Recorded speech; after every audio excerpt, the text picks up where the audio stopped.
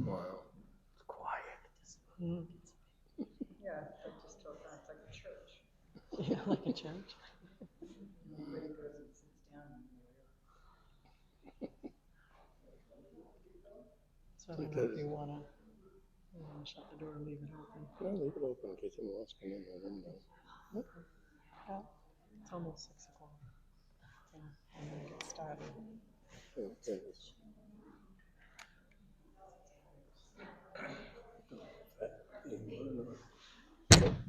Yep, it did. All right. Well, it is 6 o'clock, so I'm going to bring this work session to a start. I'm Mary White. I am the chairperson of the Gorham Taxpayers Association. This is the vice chair, Adam White, my husband. And what we're here tonight to do is to explain what the subcommittees from the GTA were able to do and the findings and recommendations that they're making. And get input from the other members who are here. Those members who are not here will get the information by email, and they'll be able to give their comments online by email as well. And I understand not everybody can be at meetings, but this is when the meeting room was available, and this is when we were available. So thank you for those who are here. I'm going to start off with the school district subcommittee recommendations. I just got the annual school report, and it has on the warrant a total of 9 warrant articles. The ones that we were looking at most on the schools subcommittee were the operating budget and the teacher negotiated contract. There are a couple of other lower number articles, but we definitely decided as a subcommittee that the teacher negotiated contracts in the amount of $337,537 for the 3% COLA. This year we just don't feel that we can afford it as a town. And so they are not recommending that that be passed. As far as the operating budget, I want to explain a little bit on how things came about. We first had an SAU 20 public hearing, and at the public hearing, a variety of people expressed concerns about the budgets and requested various things be done to lower the budget. I know during that meeting, the superintendent, Dave Backler, and Cassandra McCucci had literally offered to forego their raises in order to try to help with the situation. The school board, however, chose to just take the budget as presented. After that meeting, Dave Backler and Cassandra McCucci got together and they lowered the budget again. Even though the school board did not recommend it, they went on their own and trimmed off some of the budget. And that brought it down to a 0.17% increase for the operating budget, not including the raises, but a 0.17% increase over the prior year, which is extremely low. Most recently, there's been another change that we learned about. And so we're not ready yet. We're waiting for more information from the school district as to what the effects will be long-term for a change that they just made. And the change was to the SPED department.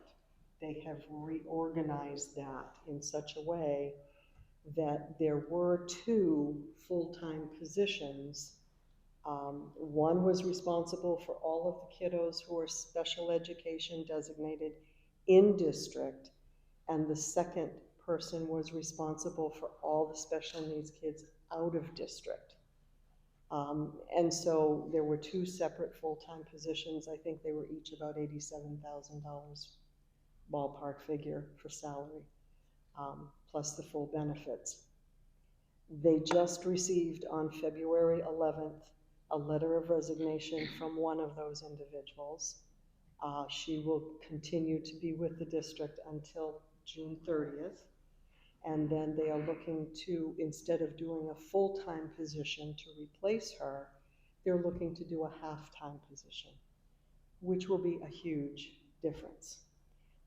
The salary will be about the same in terms of the hourly rate, but it's only going to be a half-time position, which also means no health care benefit and no retirement benefit, and those add up huge.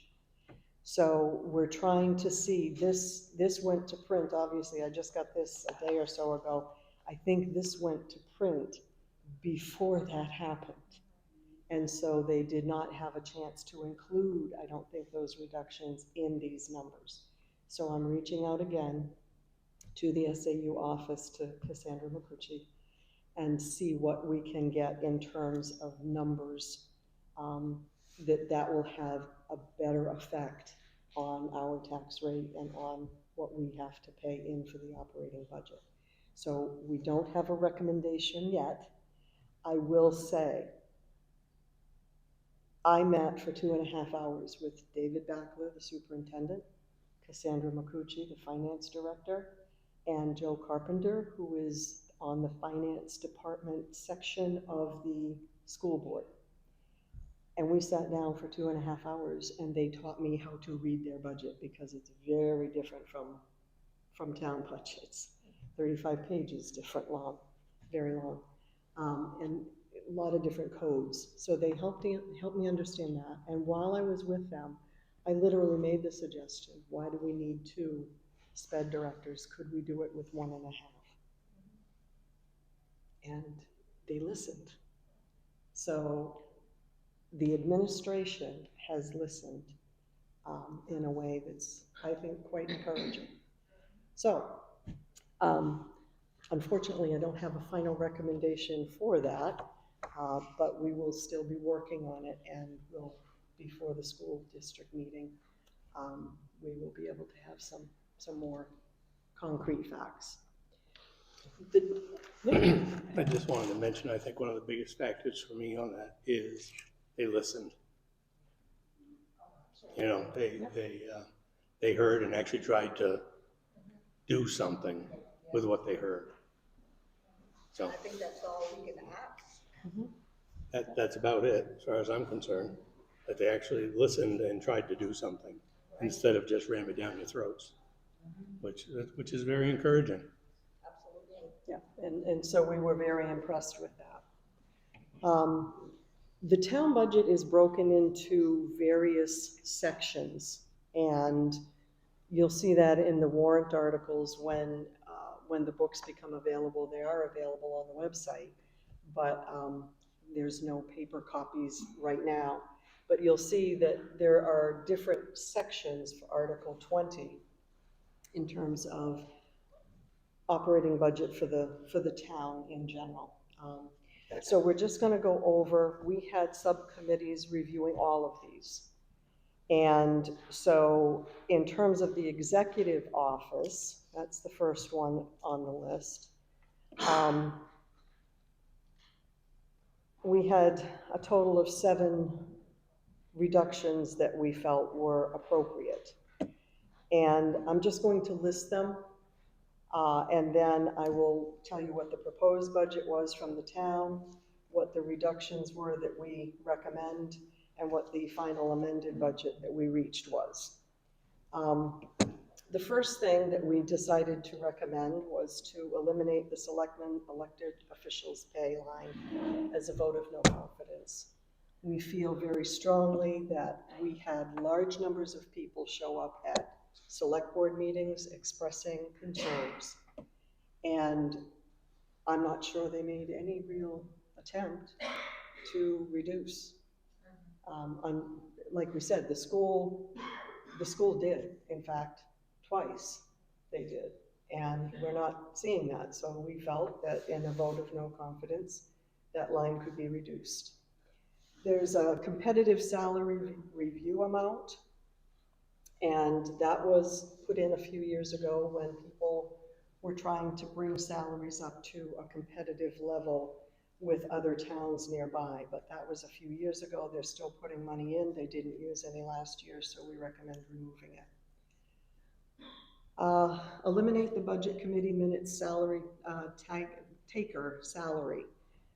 We have a minutes taker who is paid a stipend, but none of the budget committee members who work on the budgets and spend the time attending the exact same meetings get anything. They get no stipend. So we felt that was a little unfair, and so that was recommended to be eliminated. Reduce the select board's conference and travel budget. We have one potentially new member on the select board. If that doesn't happen, then we have 3 seasoned members, and we felt that that could be reduced as well. Eliminate Social Security and Medicare for the select board salaries, since we're eliminating the salaries. We reduce the town manager conference and travel budget. We believe that there are virtual options available, and use those whenever possible. Use the town car whenever possible, so that we're not paying individuals for mileage checks. And make use of external sources by email or phone for specific questions. We're a member of New Hampshire Municipal Association. We can reach out to the Secretary of State. We can reach out to the Department of Revenue Administration and get answers to questions if they come up that don't require people to go to a session in Concord and incur that kind of travel and incur potentially hotel rooms. So we had reduced that amount. And we also recommended to eliminate the town manager cell phone reimbursement. We have a variety pack of individuals whose private cell phone receives an annual reimbursement, and we just don't feel that's appropriate. We know too many people who use their phone as part of their job, and they do not get reimbursed. So that was another piece that we eliminated. So the proposed budget was $178,110. The reductions were $15,958 to leave an amended budget total of $162,152. The town clerk and elections budget. This was an interesting budget to kind of review, because the select board decided to remove a variety pack of duties that normally were done by the town clerk, namely motor vehicle registrations. And so that budget became a basic stipend of $5,000 if there's one election scheduled. If there's more elections, it's $1,000 per scheduled election. We decided the only thing that we could recommend was to reduce the town clerk conference and meetings and travels line, simply because there's reduced duties. You no longer need to learn how to do motor vehicle registration. That's going to be handled in a different department now. So if you're no longer doing motor vehicle registrations, there's no need for that training. And again, use virtual options whenever possible. Use the town car, make use of those external sources. And we felt that that could be done. Not a huge difference, but the original proposed budget was $18,591. Total reductions were $850, and the new amended budget is $17,740 that was recommended by that committee. Financial administration. There was a position line that was for a FOIA or 91A accounting part-time position. That was someone who would be designated to handle any of the Freedom of Information Act requests and to provide that sort of documentation. And we don't feel that that is necessary. Whoever's department is being FOIA'd, they can deal with it. So that was recommended to be eliminated. Once again, reduce the conferences and training and travel lines. We were going to eliminate the COLA line. And there is a part-time fiscal assistant that's half-time in the financial administration office and half-time with the highway. And we feel that we have done without that position in the past. We used to have a town manager, a fiscal director, financial director, and one person doing HR, payroll, and welfare. And I will say, I do not look forward to saying that a position is being recommended to not happen next year. I don't relish that thought. None of us did. It should have been a decision that was made by the select board or the budget committee. Neither of them did it. So we are standing up and making the tough calls. Doesn't make me happy. But this town is at a point where we are in trouble financially, and we can't do it anymore. So hard decisions have to be made, and I guess we're the ones that are doing it. And that would eliminate the full-time benefits as well. So the salary line and the benefits would be gone for that position in the proposed budget. This position actually was added when an individual who was full-time left the highway department as the recycling coordinator a few years ago.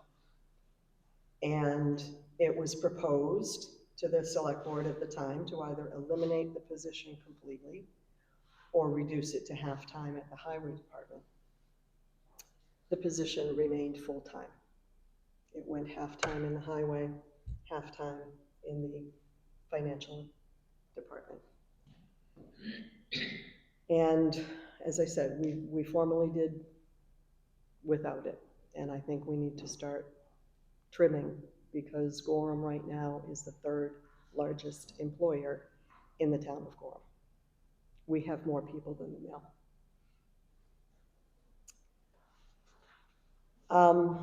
Just one quick thing, both on the executive line and the financial administration line. We would have recommended eliminating the 3% COLA for both the finance director and the town manager. However, they both have a signed contract with the Board of Selectmen that guarantees 3% COLA in 2025. So we really don't want to get snarled up in the legalities of that. They have a contract. Board of Selectmen signed it. Town manager signed the finance director's contract. So there you go. The tax collector's office. We're looking to slightly reduce the travel line for the same reason as everybody else. We're looking to eliminate the 3% COLA line. We're looking to reduce the part-time deputy tax collector salary line because the former deputy tax collector was assigned 14 hours to do the job. This one has been assigned 16. We feel that it's appropriate to be 14 since that's what it's been in the past.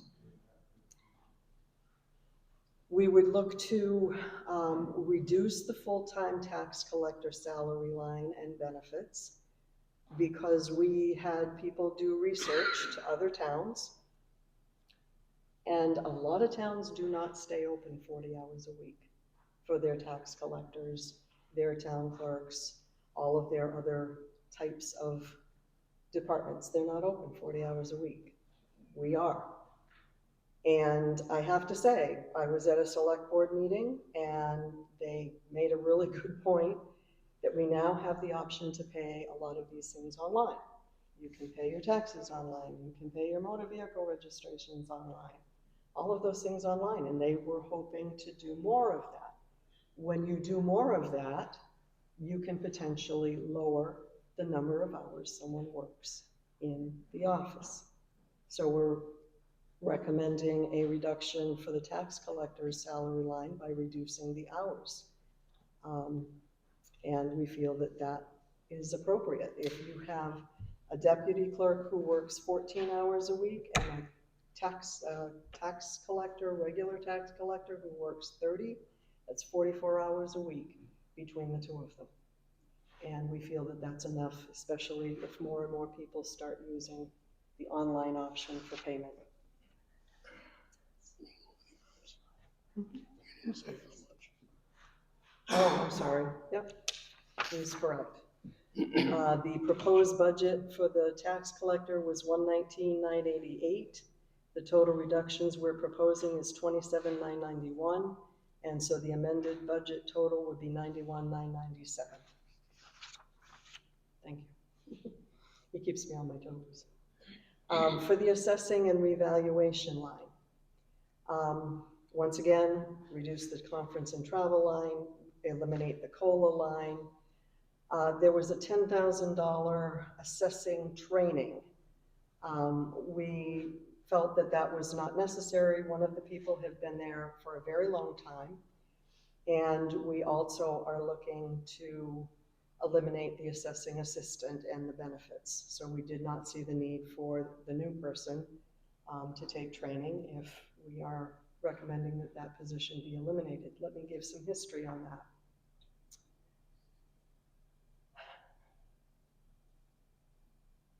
We had only one person in assessing for a very long time.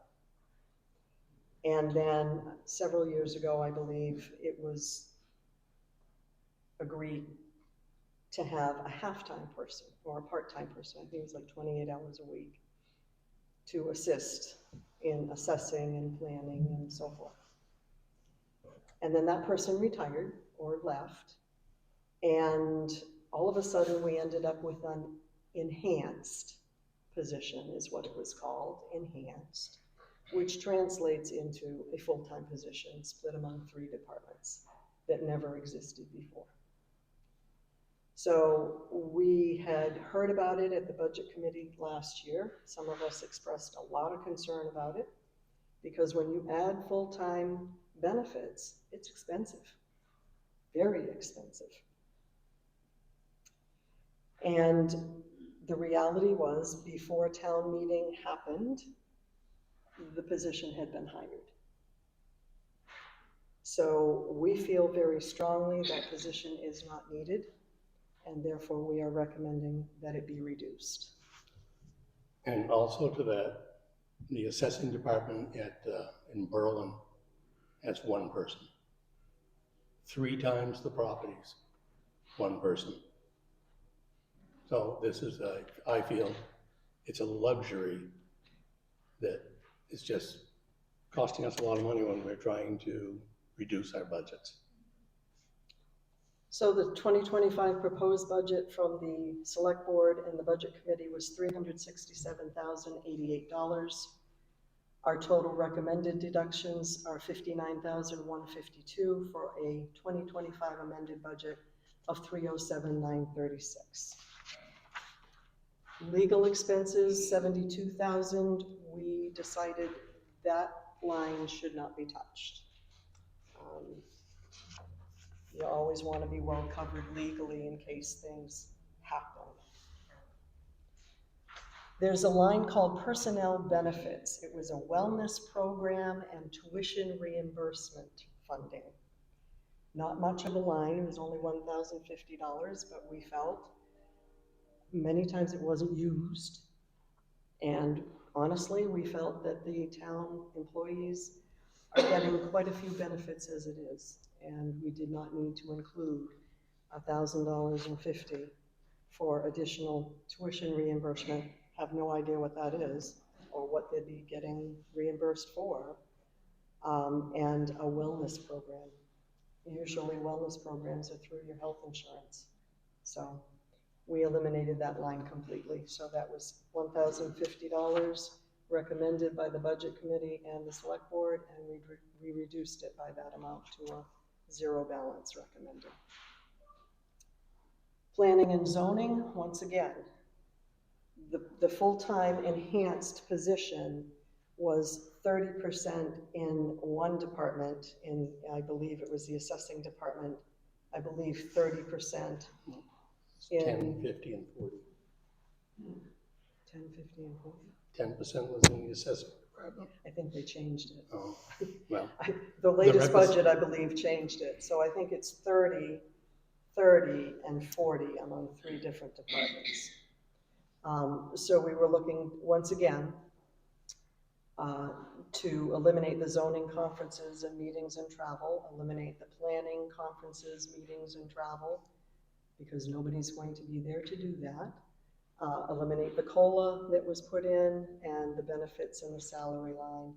So the proposed budget by the select board and budget committee was 36,665.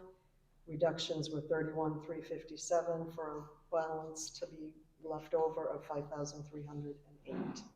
And that's for things like books, planning books, zoning books, all of that sort of thing. We do have a consultant on top of everything else. She does a wonderful job. And so she can be the expert for us. She's a very good resource for the planning and zoning boards. So,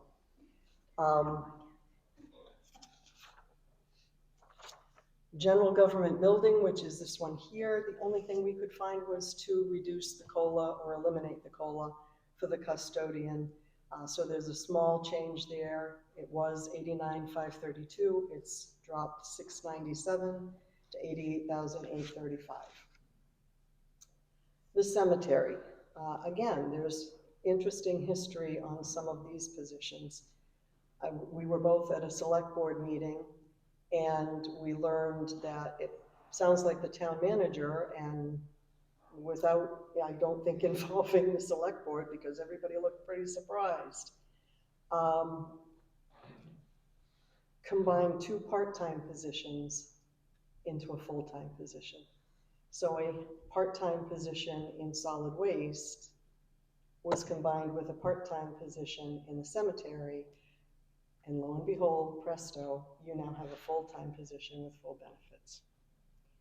So we do not feel that's okay. We have to go in the opposite direction and reduce the number of full-time employees versus adding more. So we eliminated the COLA for the other permanent positions. We eliminated the part-time position line. We eliminated the benefits for the part-time position line. And this is half, because the other one has the other half of that position. And we reduced the equipment machinery line by a small amount. The proposed budget by the select board was 56,217. Thanks for coming, guys. Just saying goodbye. I guess the select board doesn't want to stay. Well, they probably have their actual meeting they have to deal with. So anyway, the proposed budget for the cemetery was 56,217. Total reductions were 26,533 for a total amended budget of 29,684. Our recommendation is that the part-time position could be replaced with another current full-time highway person if needed to help out during the full-time cemetery position worker in the summer, because they aren't tied up with plowing at that point. Or you could also have someone from municipal solid waste, if there's somebody there, but more likely the highway department. Insurance, we did not touch that line, but we had a very strong recommendation that the town seek out price quotes before our insurance premiums renew, because that's what I do. If I see something going up 13.5%, you better believe I'm on the phone and seeing if I can find a better price. So that's just the recommendation. But we did not cut the line. The line was 63,436, and it remains the same. We did not cut the advertising and regional association line of 3748. It's my understanding that the town is looking to do some kind of survey work in terms of questionnaires and such. And we think that's a great idea. And we know that the North Country Council may be a good source of that type of work. So we left that at 3748. So the next section under Article 20 is under safety. And that includes the police, the fire, EMS, and dispatch. Again, I don't relish saying this, but I think we've reached a point where we don't have a choice. The subcommittee working on the police department decided that it was time to go back to 6 officers. You can do 24/7 coverage with 6 officers. It involves a little bit of different scheduling techniques, but you can do it. We've done it before. And we know that it can be done again if it's necessary to do it. So we are recommending to reduce the budget by 1 full-time officer, because we currently have 7 full-time officers. We also have a 20-hour-a-week permanent part-time officer on top of the 7. So we are looking to eliminate the part-time position as well. That is a 20-hour guaranteed position that is year-round. So we don't feel we need 7.5 full-time officers. And we don't feel we can afford it. The police department currently has, I believe, it's $1,200 of cell phone reimbursement for that department. And the only person we felt as committees who should have a cell phone reimbursement is the emergency management director, who is the fire chief. He has a special cell phone and a special cell phone plan that's expensive because it allows him, as the point person, to cut through in an emergency all the huge cell phone traffic and go to the top. So he will always be able to get through with his cell phone and then coordinate, which is what the emergency person does. They coordinate all the other responses from that one phone. Police department has radios, fire department has radios, ambulance has radios that they can use. And there's 2 regular cell phones in the ambulances that are available as well when they are transporting someone in the ambulance. So we feel that all of the other cell phone reimbursements, the town manager, police, rec department, and so forth, that most people have their own cell phone. We don't feel the need to reimburse anymore for the cell phone that you're probably going to have right on your hip as it is anyway. We wanted to reduce the vehicle repair lines because this is the year when they are getting a new cruiser. It hasn't arrived yet, but it should be here in 2025. So we felt to drop it $1,000 was appropriate. There would be 1 uniform that would not be needed, all the benefits. And for these folks, especially, there's a huge benefit in terms of the retirement because they're allowed to retire early. It's a tough job. It's a physically tough job, and it's an emotionally tough job, and they are allowed to retire much earlier, so they pay more upfront to be able to do that. We would eliminate 1 state training for 1 officer. It's 30 hours of training, and they are required to attend, but it would be 6 attending versus 7.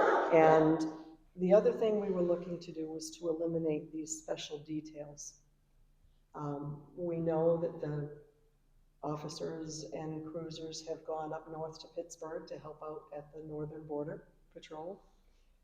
We've seen them on our way to Lancaster at Santa's Village doing special details. And we feel really strongly that those folks need to be in Gorham. We need them in Gorham. And we don't want to put on extra mileage to Pittsburgh, to Lancaster, to Jefferson on our cruisers. We're trying to keep them as long as we possibly can and putting more mileage on for special details, even though it pays back. In the long run, it can lead to more officer burnout because they're doing more hours. We need them in Gorham. Mary, can I ask a question? Sure, and Bob is a member of the GTA, so absolutely. How many officers, permanent police officers, Right now, right now? we have budgeted for 7 plus a half-time 20-hour-a-week position. That's what's in the budget. You've got the papers. I haven't seen the book. Hasn't been published. Right. I'm curious to know, what does the police department have for overtime? I might have that. And the reason I ask the question is we should have a full complement in the department They should not be, I think you're gonna come up with a pretty big number. But, that should not be there. These are very That's small. poor management, to be blunt. I have just a little on that. I am definitely against planned overtime. And the PD is one of the departments that things come up. And I don't believe, and I just want to bring this up while she was coming with it. I don't think that an overtime budget for PD could be removed. I mean, things happen. You got half an hour left in your shift and all of a sudden you're involved with a call or an accident or something, then, you know, you can't just leave and expect somebody else to come in and take over when you're in the middle of something. I don't think that planned overtime saying that, oh, you're gonna get 5 hours of overtime a week because I'm going to schedule it that way, I don't believe in that. But it's something that I don't think it'd be done totally away with. You're not gonna do it totally away. No, I just wanted to bring that up while she was coming up with the money. Let me just go through some of the police lines that deal What's with. the bottom line on overtime? On overtime, they figure 5 hours a week at an average of $45.66. That's not the question. I asked the gross number for overtime. I Right. don't care what it is per day. Yeah, the amount is $11,872. Because, and that counts for, like I was trying to say, if it's 5 hours a week, would come to $11, I wish, $11,872 per year.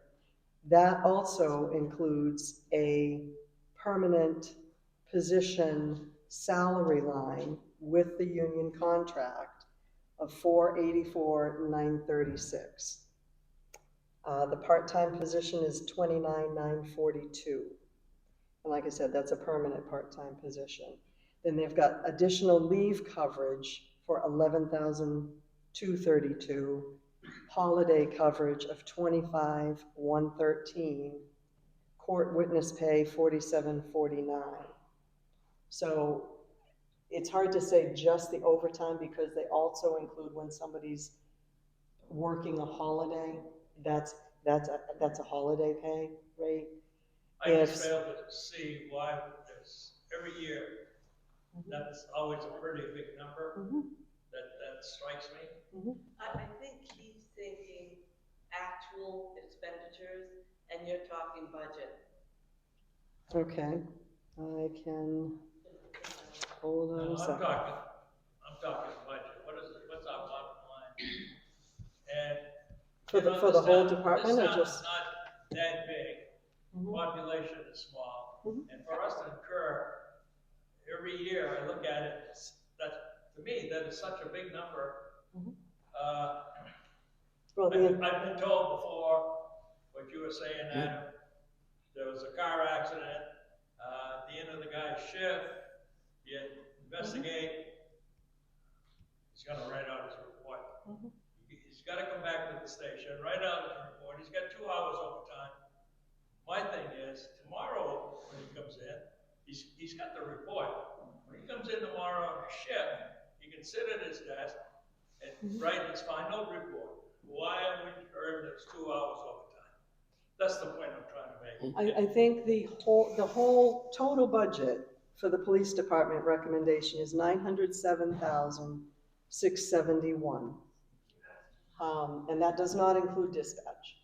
Okay, that's separate from dispatch. So I can tell you that Bartlett Police Department had a budget in 2024 of less than $500,000. And they actually have a larger population. I think they're at about 3,400 people, where we're at about 2,600. So we saw a lot of opportunity to reduce, and so the proposed budget was $907,761.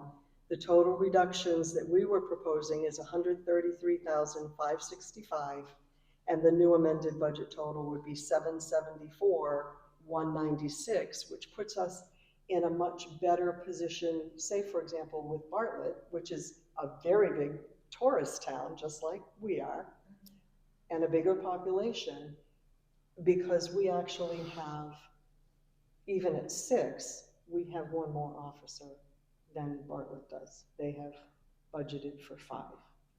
So when we figured the amount, we used the entry-level salary for 2025 per the contract, which is $28.79 times 40 hours a week times 52. And as I said, 24/7 coverage can be done with 6 officers. We've done it before. Other towns have done it before. Excuse me, which Bartlett does not do 24/7 coverage with 5. No, They do 20 hours a day yep, with 5. with 5. So if they can do 20 hours a day with 5, we should easily be able to cover 6 with 24 hours a day. The main thing is it takes scheduling to have the coverage, fit. They call that management. Well, and you're right, but the scheduling makes the difference. Yeah. Of you choose when, I don't remember, what's the hours? For how many available hours in the whole week, we have that figured out. Oh, I think it's like 168. Sorry, math, quick on the fly, especially after the day I've had, not great. So 24 hours a day times 7 is 168 hours. If you have 40 hours a week times 6 officers, that's 240 hours. Now you do the math. You can do 6 officers for 24/7 coverage. And have leftover. Definitely, it's not like, I'm just questioning the overtime, that's all I'm questioning. yeah. Mm-hmm. And again, I'll say I'm one of the first ones to say planned overtime. No, that's a scheduling issue. For emergency medical services, that's our ambulance folks. We were looking to eliminate the 3% COLA, and we really could not find additional, as a subcommittee, we could not find additional savings without cutting into the service. We originally had, I think, mostly on-call, except for the fire chief, who also double duties as the EMS director. We used to have 2 separate positions for those. We had an EMS director, we had a fire chief. When we had a retirement for the fire chief, they combined those 2 together. So huge savings again by combining the two together. But I think we used to have, and correct me if I'm wrong, we used to have a lot of on-call people, but it's difficult to be on call when you're working another job and it's not a full-time job. It's the same with the fire department. They're on-call volunteers except for the chief. So some people work during the day. They can't just leave work to answer a fire call.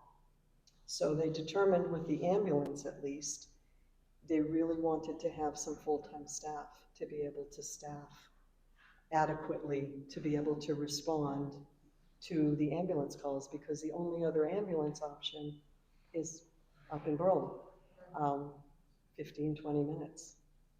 We've got them right here, okay? Mary, Yep. on ambulances, Mm-hmm. what does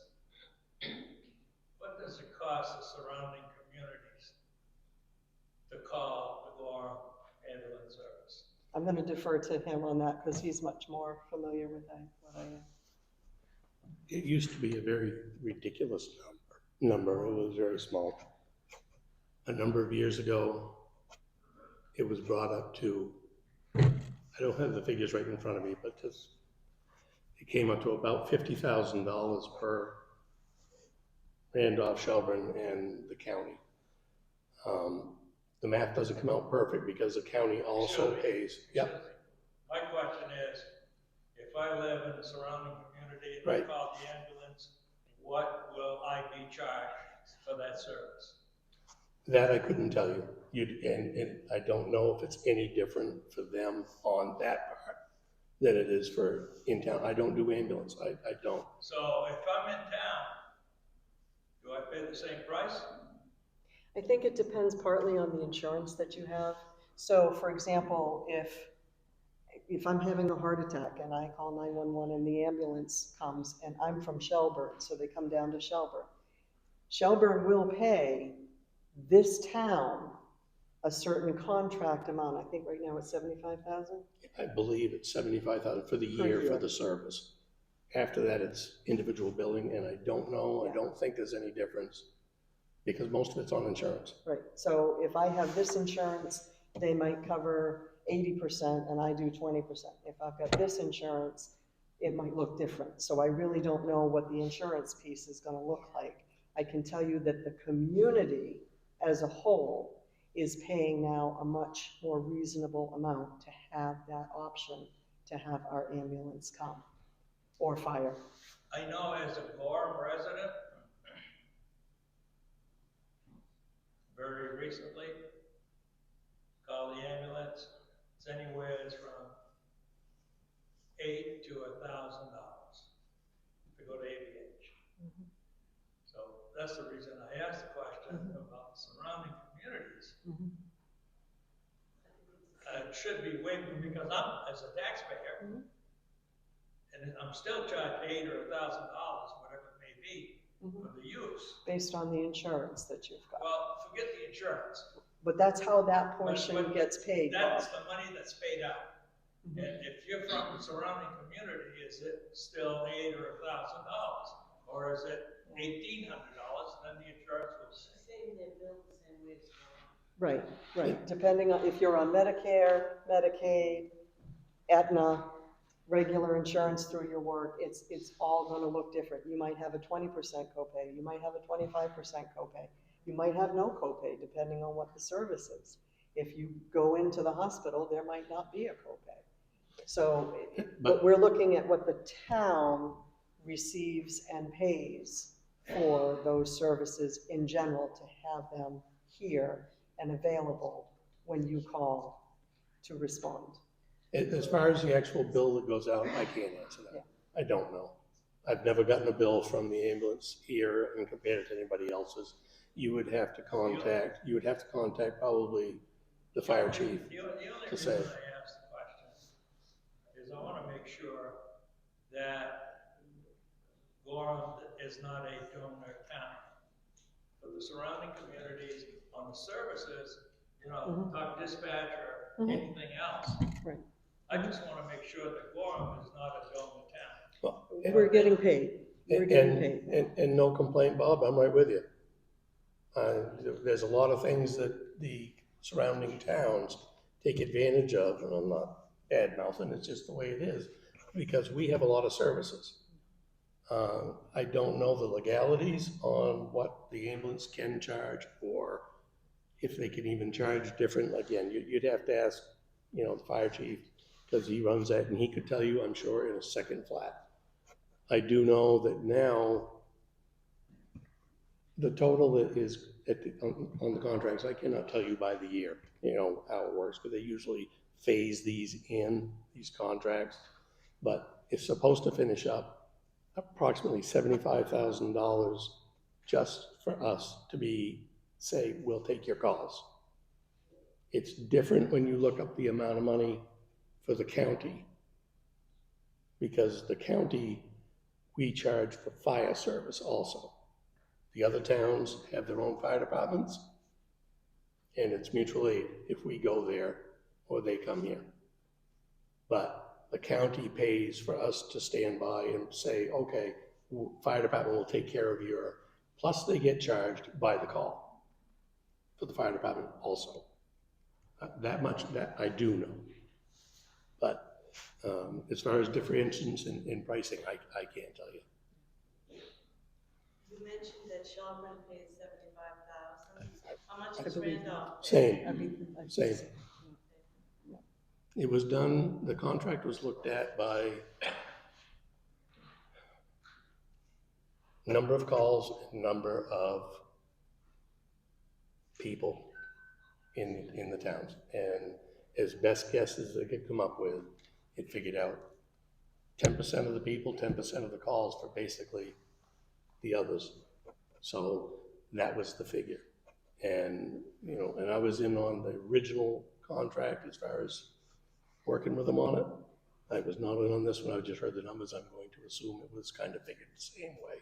Plus dispatch was added in as a small, it was just wrapped in. It wasn't split out as a cost. So the numbers for EMS, ambulance, we eliminated the 3% COLA only. So the proposed budget was $731,908. The reductions we were recommending from the subcommittee was $10,459, and the new amended budget total was $721,449. For the fire department, we were looking to eliminate the 3% COLA for the chief.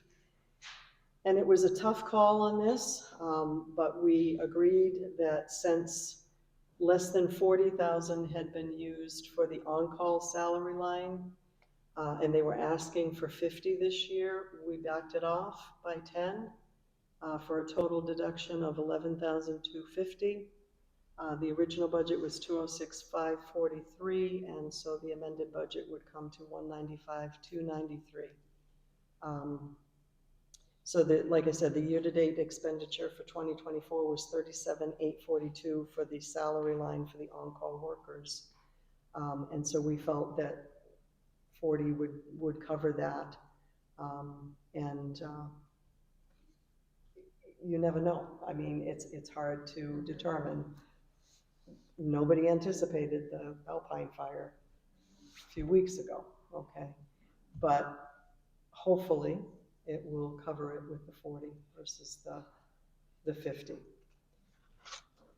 Building inspection, we were looking to eliminate the land use clerk position. That's that additional one that was 30%, I believe. Yes, 30% of that enhanced position.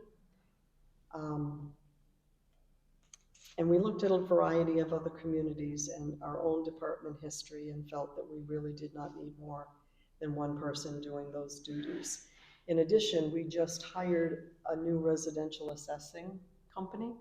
We had a company before called KRT. You may have met with them when they did your assessments and set the value of your home. And they are in Massachusetts, and they pulled out of New Hampshire. So we were left with no assessing company at all. And so they were able to get a new assessing company. I believe it's the same one that Berlin has. And I personally talked to someone in the Berlin offices up there, and they said they're very happy. So I think it's in a good direction. That we have that. So we have the professional company now coming in as the new assessing company. We have our commercial and utility company that has been with us for a while, so we still have that. And like I said, we have a qualified consultant named Tara Bamford who works with the planning and zoning boards. She's very knowledgeable, she's very professional, and we have that available to us as well. So the town building inspector is Phil Cloutier, who's also the fire chief, and he works with all of the individuals who are looking to work with the planning and zoning boards to either start a new business, have a rental property, have an Airbnb property, and he goes and makes sure that everything is okay. And his salary is basically it's a stipend, and so that will remain. We'll still have a building inspector, we just won't have that additional person. So the proposed budget was $40,439, the reductions were $30,439, and so it remains an amended budget of $10,000. Emergency management is the emergency management director. That's who takes point person as the emergency coordinator when there's really bad stuff that happens in Gorham, like we had the flooding a couple of years ago. We did not change that line. It's 8,281 and we kept it the same. Dispatch. There's been a lot of information floating around about dispatch. And, yep, Do that. GTA. right. Like, let's go with Right. it. Yeah. So the proposed budget was $363,417. We're not looking for 2025 to do that, change anything for that particular department, because we have an RFP request as part of Article 14. And if that goes forward, we need to have money in dispatch to tide us through this year. Things may look different next year if we get RFP numbers that are lower than what we're currently paying. But we wanted to keep it the same this year, so nothing will happen this year. And I'll talk a little bit about Article 14 and what that is towards the end, but I want to get through the budget stuff first. So that's the same. Then they ask about highway and streets and bridges. So we had another subcommittee for that. And they felt, once again, we could eliminate the cell phone reimbursements. Everybody has a cell phone. I typically don't leave the house without my cell phone, and it's available. So he used to work, he had his cell phone if they needed to call him. He still gets calls, and he's retired, but he still gets calls on his cell phone. We're not reimbursed for that. We are looking, once again, that part-time office position. We have a very capable person who is the director now. We have a foreman who assists him, who is exceptionally capable. And we have a pretty large crew. And we felt that the part-time office position really was not necessary. Again, we had an opportunity when someone left. They chose not to eliminate the position at that time. Things are a little bit challenging right now, so we're looking to do that recommendation. And then they had recommended a 10% decrease on the balance after we already did those other 4 reductions. So the proposed budget was $1,045,671. All totaled, we were looking at a reduction of $151,471 for a final budget of $894,200. We have 10 people, I believe, full-time people on the highway department. And then we have, I believe, 3 more, at least 3 more on municipal solid waste. That's a large budget between the 2. And we just have to, we felt as a subcommittee that we need to tighten our belt. Street lighting, 22,000, we didn't change that. You want to talk a little bit about what that is? Well, excuse me, we did a large project, changed everything over to LED a number of years ago. And basically, the way it was explained to me when I was on the board, it is basically pays for the streetlights. It's the electric bill for running them, and I don't know if there is any maintenance cost in there also, but basically it's what it costs to have the streetlights. And it's not something we do ourselves.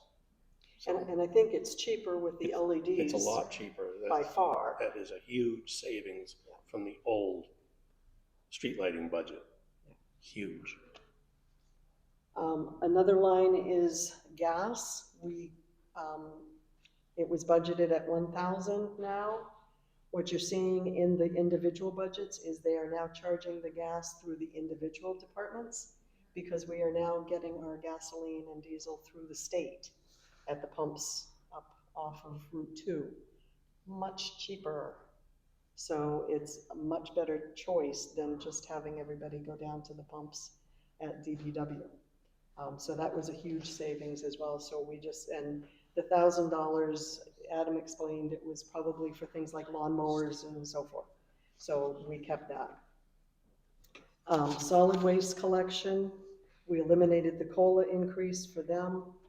And there was that part-time cemetery, part-time MSW, municipal solid waste. And so we felt that position was not needed in solid waste. We have had 3 people on the garbage truck. We do not need 3 people on the garbage truck. Every other garbage truck I've seen has either 2, a driver, and somebody to throw the bags on, or some of the really cool ones have the arm. So you have a driver, they pull up, they've got special dumpsters, and that's what they do. So you only have to have 1. We don't have that right now, but we do need 2. We don't need 3. I just want to mention on this, and this one has come up many times, to do away with curbside pickup or other revisions thereof. It is one that seems to have a lot of pushback because a lot of people like their curbside pickup. I'm not going to argue with it. It's fine. You can't do anything with it until you find out what it costs. So if anybody wants to get involved with any of that, I believe the town manager, given a little time, could work up exactly what it costs, because right now, there's no exact. I mean, when you got to figure in cost of equipment, the, replacing the packers and the recycling truck, which we just got a new one. Because I literally do not know what it cost us. And it could be the best deal in the world, leaving it the way it is, or it could be cheaper to get rid of it and build a transfer station and everybody take their own. But it's a total unknown, because nobody that I could tell anywhere in this town ever put together a cost of what it's costing us. So, I mean, personally, I take my trash down. I mean, they pick up my trash, but all my recycling and everything else I take down. I'm not saying it should be gotten rid of or anything, but before anybody recommends it, you need to have pricing put together, and then have people decide for what it costs us and what it's going to cost to go to something different, what is the best way to go. I just want to say that going forward. But anyway. And that's basically why the GTA did not recommend, just slicing and dicing this department, because we don't know what it costs. And without that information, we can't really recommend making a huge change, because we don't know if it would be better or not. Maybe in the future an RFP for that, or doing a study of some sort that is done internally, not hire people to do it, but internally. We've got a town manager, we've got a director of public works, we've got a foreman, and all kinds of people. So we should be able to at least find out what it is costing us just for that. So the numbers, proposed budget was 324,921. Reductions were 53,336 down to 271,585 for that. $100 for the airport, we didn't touch that.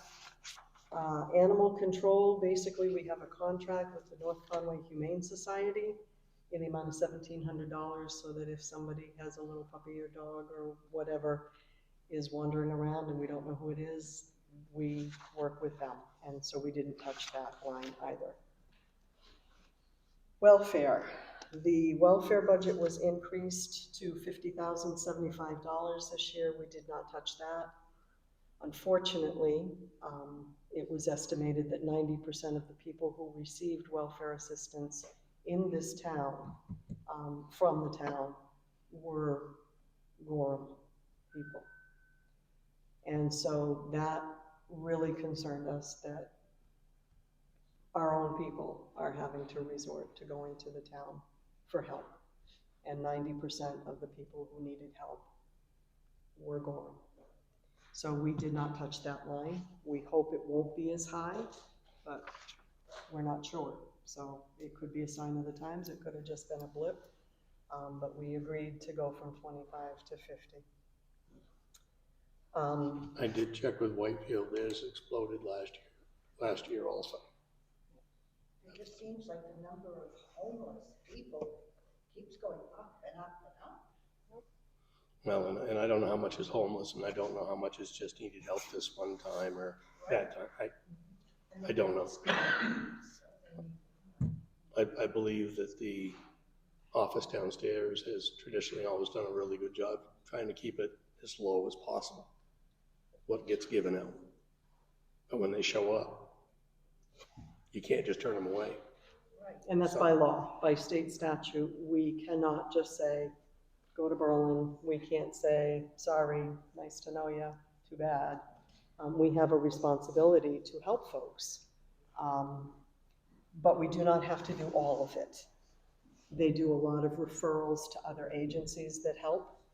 Tri-County CAP, Homeless Services, Social Security Disability, help them with, you know, food banks, all kinds of different options available. Catholic Charities does help on a limited basis. So there's all kinds of options, but sometimes those people they've expended all of those options and they still can't get by. And so when that happens, the town, when they come, has a responsibility to help them out. And I just wanted to say, I did talk with our welfare person who does the work, and she wanted the people to know that, you know, some rumors were going around, oh, it's just a bunch of druggies. She said absolutely no one who is receiving welfare from the town of Gorham fits that category. So I wanted to put that out because some of our Stories officials get have around. actually made the comment that we didn't want to hire them to work for us because we don't want to deal with druggies. Not true. This year, nobody was in that category who received welfare from the town of Gorham. So I want to put that out. They are just people who are hard down on their luck. Mary, is there a limit how many times they can apply? I don't think so. Yeah, you're As off long into as they rules, I don't qualify, know. as long as they qualify, and they're constantly looking, do you still qualify? So yeah, you can have somebody 1 year, have a tough time, stuff happens, they come for help, and the next year they may still qualify for everything. They're doing what they need to do, they're doing a job search, they're doing this, they're doing that, but they haven't been able to recoup where they were before. So we still have a responsibility to either help them find services elsewhere, or if all else fails, provide them ourselves. Okay. Recreation, we're looking again, the cell phone reimbursements. It looks like there's 2 cell phones that are reimbursed. We felt that was not needed, reduce or eliminate the 3% COLA. And I want to talk a little bit about the senior program coordinator. We are not looking to eliminate the senior program coordinator. We are recommending that that position go back to part-time.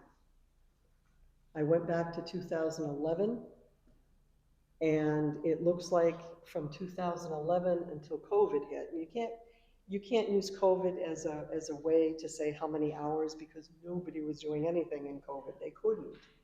So I took out 21 and 20 because that would have skewed the hours way down below what a part-time regular job used to be. So we're saying have it go back to what it was, which is a part-time position of, I believe they said, 29 hours a week. And just so I can make it clear, in 2011, it was 34 hours a week. Then in 2012, it was 26, 2013, it was 32, 2014, 29, 2015, 28, 2016 through 2019 was 29 hours. So prior to COVID, the average was 29 hours a week. And they were able to do wonderful things with the senior program and do wonderful trips and do wonderful activities, and they could still do that, but on a part-time basis. So we felt that it was appropriate to go back to a part-time position with part-time benefits, which would be no health insurance, because you need 30 hours a week to have health insurance and 35 for New Hampshire State retirement. But that's what it traditionally has been. The request was made back in 2022, I believe, or late 2021 was when it was pitched to go higher numbers.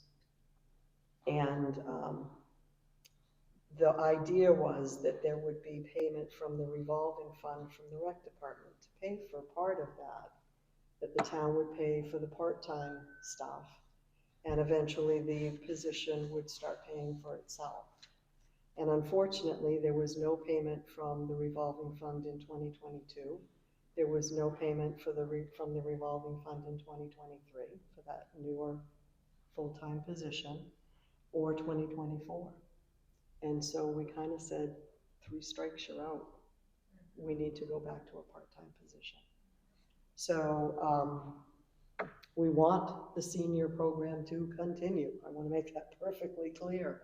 They do great stuff for our seniors, but just on a part-time level.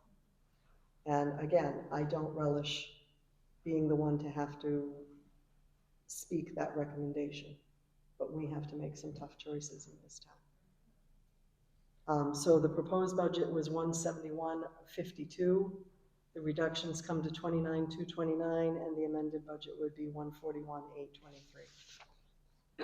The only thing we could find for the Parks Department was to eliminate the COLA, and we felt it was only $300, but we didn't understand the need for overtime. You do it during your regular time. So the proposed budget there was 53,867. We reduced it by 1,035 for 52,832.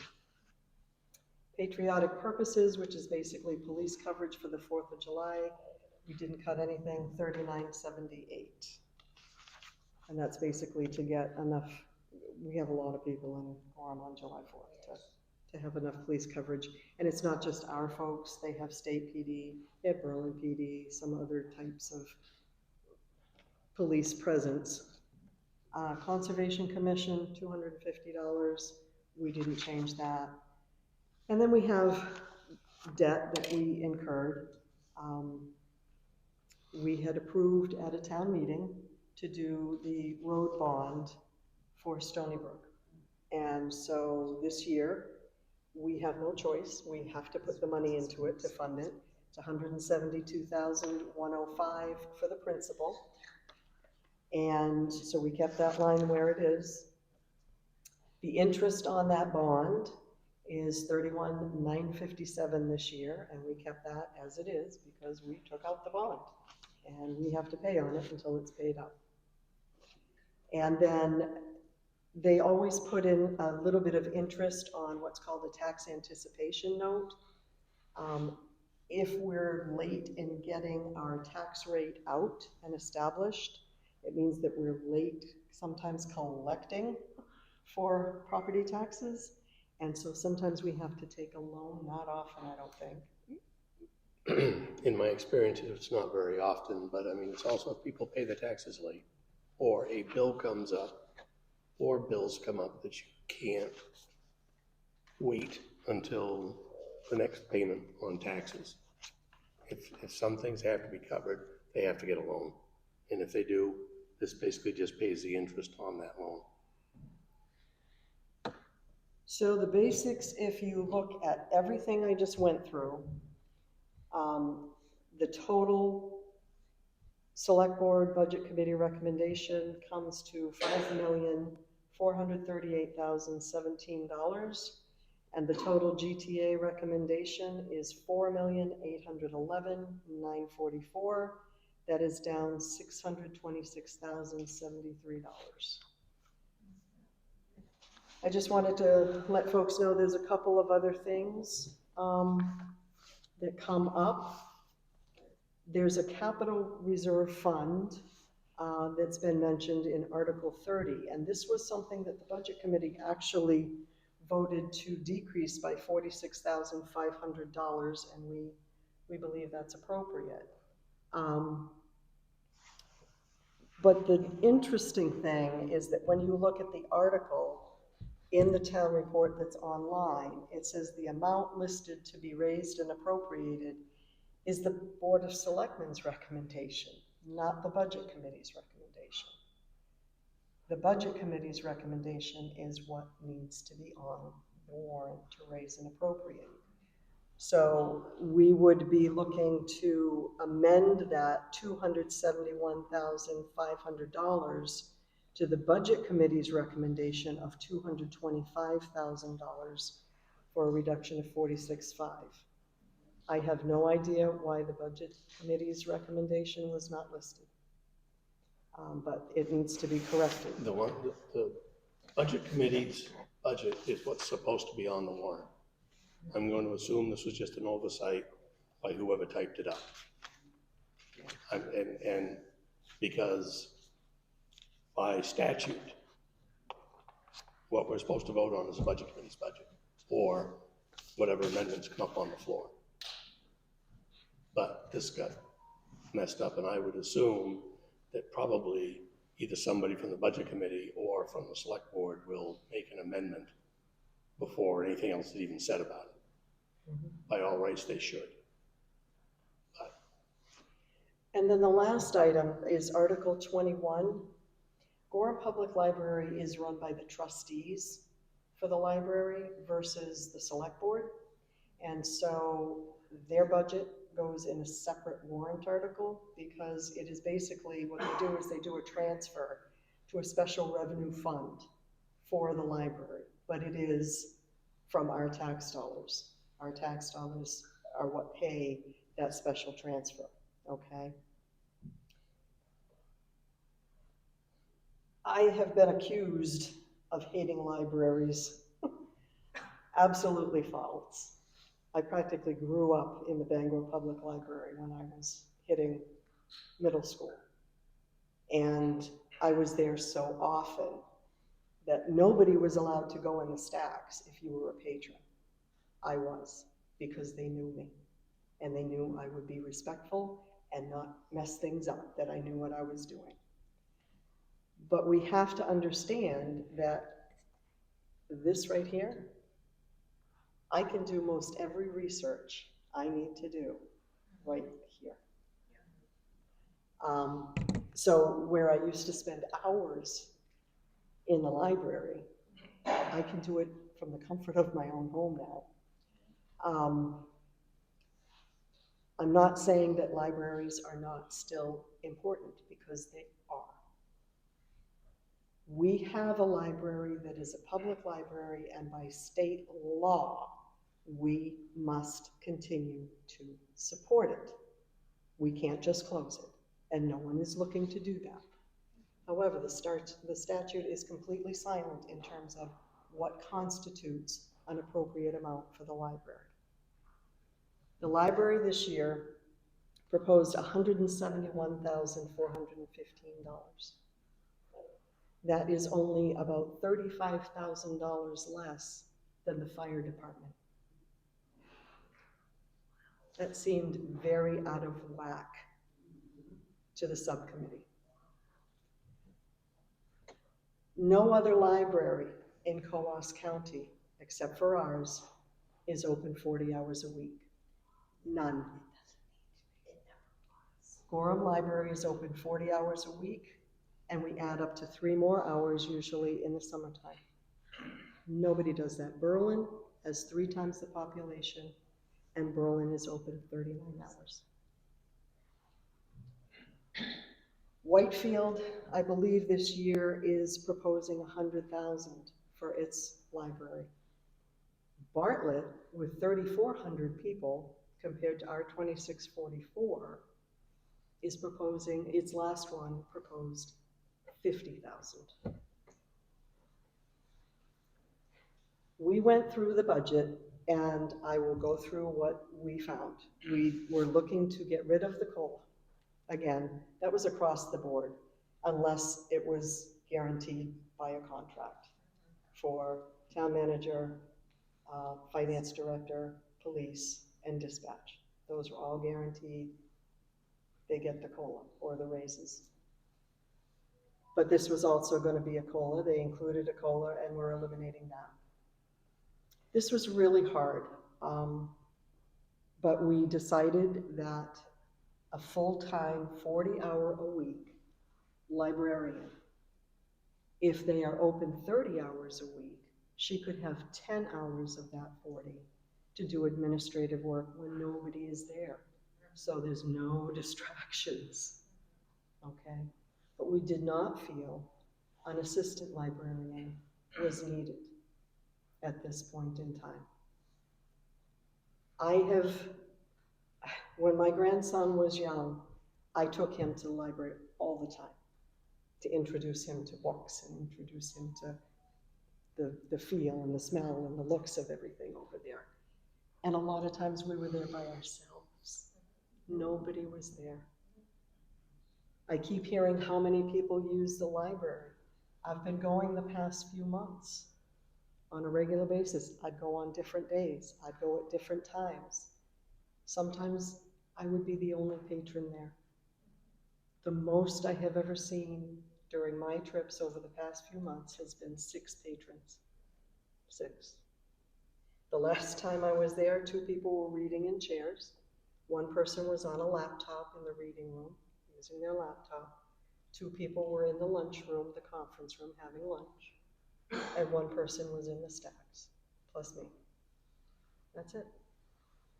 But I think we had at least 2 staff people to handle the patrons that were there. So the recommendation that the subcommittee did was to leave 1 full-time librarian at 40 hours a week with full benefits plus the on-call workers. The on-call workers, it averages out, I think they could do 17 hours a week if they wanted. So if you have people who are out sick, you can do an on-call worker. You can have someone fill in for part of the vacation time. And at worst case, if you don't get volunteers and you don't have on-call people for a full vacation time, you don't open. You just don't open during that time period.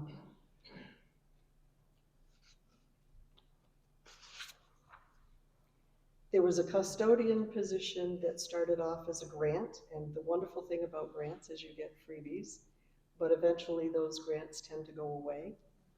And so that's what happened here. So the grant went away after 2 or 3 years, and they added that position to their payroll. And we believe that that is unnecessary. The water and sewer department and the fire and EMS departments do their own cleaning for their departments. And we don't see why the library can't do the same.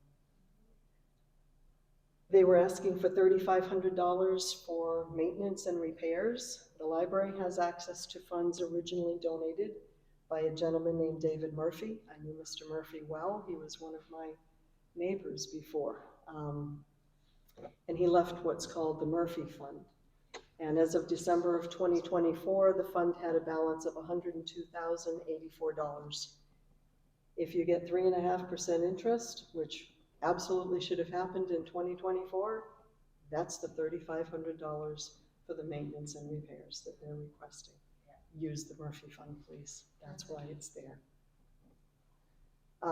They proposed to purchase $16,150 worth of new books in 2025. They said $1,750 usually is about the average cost of each book.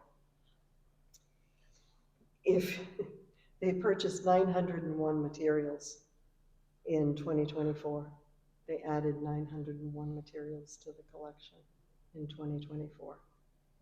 And even if you raise the cost to $20 a book, at $16,150 means that you'd still get 807 new books in 2025, or 15 books a week. We have 2,644 people, folks. That's a lot of books, especially when they don't have what seems to be a lot of people in the library. There is a huge amount of people using ebooks, but that service only costs us less than $1,000. That's what people are doing. They want the ebooks. So I'm not one of those people. I like the book in my hand. But we also have a service that we're paying for called interlibrary loan. And that means if we don't have the book available, if somebody else in the interlibrary loan system does, they let us borrow it for free. That's how I've gotten a few of my books. And you wait maybe anywhere from a week to maybe 2.5, 3 if the weather's bad and the van can't get here. But you get your book. It's probably where all those new books are going. So we, There's no room. again, we recommended that to reduce the hardcover book, not by a lot, by $1,925. And you'll still be able to get 13 books a week, like literally a week. So it's not a huge chunk, okay? So the proposed budget was $171,415. The reductions were $51,415 down to $120,000, which is still more than Whitefield. Definitely more than twice what Bartlett did. And it just involves doing things differently. Instead of being open 10 a.m. to 6 p.m. 5 days a week, do it differently. It's no different than what we're asking other departments to do. Think outside the box and do things differently so we aren't paying as much as we are. And again, part of me just hates to be the bearer of bad news, but the reality is it's just something that has to be done. So at this point, the only other thing that I have is that the GTA has not issued the petition warrant article. That was me, myself, and I who did that. It was incorrectly reported by the town on their Facebook pages that the Gorham Taxpayers Association had been the one to submit the petition. Incorrect. That was done by a private individual. And the GTA, I think, is in favor of the article, which is now Article 14. And I will take a little bit of time. Do you want to discuss a little bit about dispatch while we're wrapping up? Well, I came from a town, as almost everybody came from, unless you came from Berlin or Gorham or Colebrook, that has a regional dispatch system. There has been so many people commenting misinformation about the dispatch system. Okay. One of them was, you're going to have reduced time on response. Not reduced time, I'm sorry, extended time on response. You're going to have to look up the phone number for the regional dispatch system if you want to call. Let me do those two right off the start. 911 is a state of New Hampshire run system. There are 2 911 dispatch systems, bases, whatever, in the state. You call 911 from anywhere in this state, you are going to get either Laconia or Concord. They have 2 of them. I don't care if we have a dispatch here in Gorham. They do not pick up a 911 phone call in this dispatch. They do not. 911 is handled, the first questions and all the information is taken by somebody in Laconia or Concord. Okay? Then it is shipped to whichever dispatch handles your area. So there's no extended time there at all. Does not matter. And that includes Colebrook, even if you want. Doesn't matter, it's the same thing. The phone numbers that are called are the same phone numbers that they've always been. It just rings in a different dispatch. It is set up by an agreement between the organizations as to how many rings it does before it goes to the regional dispatch. So if, let's just say, the PD says they want it to go after 3 rings, to go to dispatch because they want a chance to answer it first, then that's what it'll be. If they don't want to answer that line at all, it can go to dispatch, and then dispatch will get in touch with whichever department, fire department also, okay? So no change there at all. If you call dispatch right now, you're gonna get a dispatcher. If you call in that number, you wanna talk to an officer, they'll get a hold of an officer on the radio or whatever and handle it and have them call you back. Or meet them or whatever. No difference, same thing. There's no difference in radio lag time. If there is, it's less than a second. Doesn't matter. We are going to have to change all of our radios and all of our repeaters to make it so we can deal with a new dispatch. No. They hook up to our repeaters, our radio frequencies. Okay? So there's no change there. I can say this because I grew up on regional dispatch. Originally, it was all handled free of charge to all towns in co-ops, even a couple that weren't in co-ops because of mutual aid system, but it doesn't matter, by the state DOT dispatch in Lancaster. Is a free service. Gorham never took advantage of it. Why? I don't know. When I was on the select board, I brought it up. They weren't interested in talking about it. But anyway, after COVID, things got hard to be able to get people to work 24 hours a day at state dispatch. So they did away with it because it was the only one left in the state that was doing 24/7. Except during winter months, they're not even doing that now. So,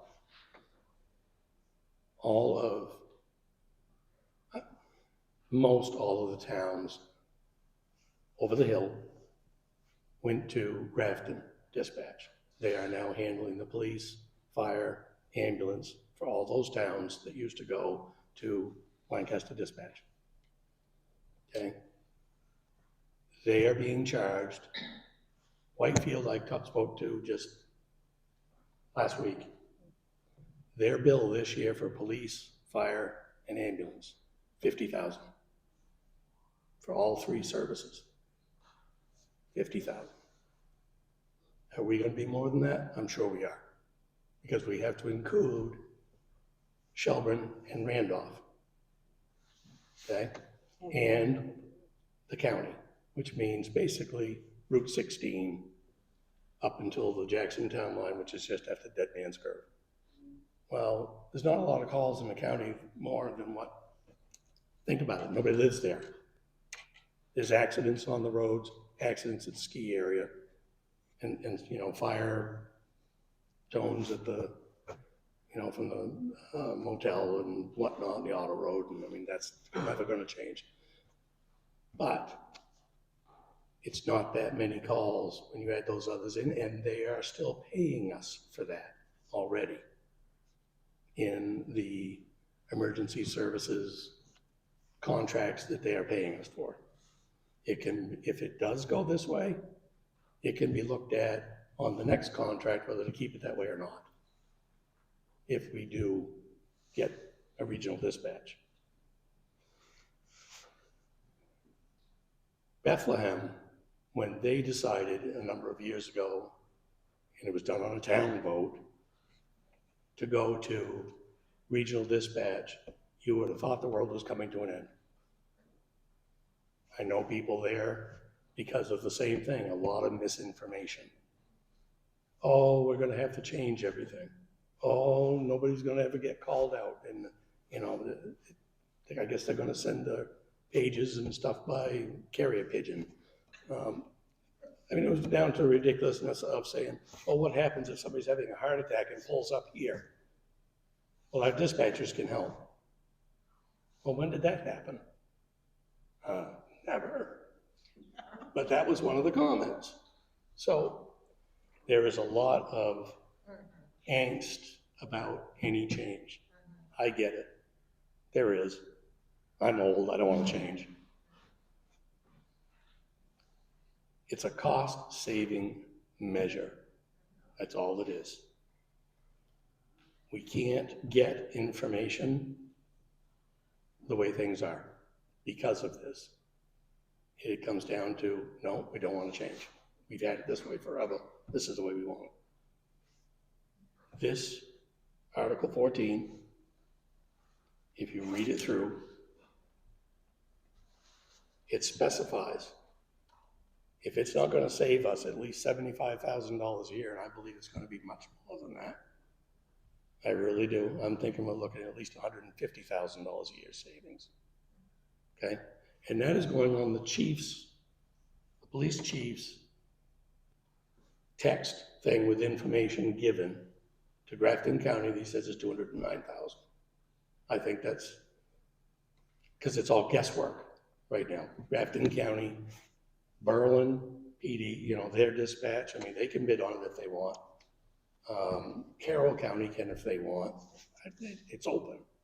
However, until they have actual stuff in writing that tells them exactly what we do and what we're looking for service, we're never going to know what that price is.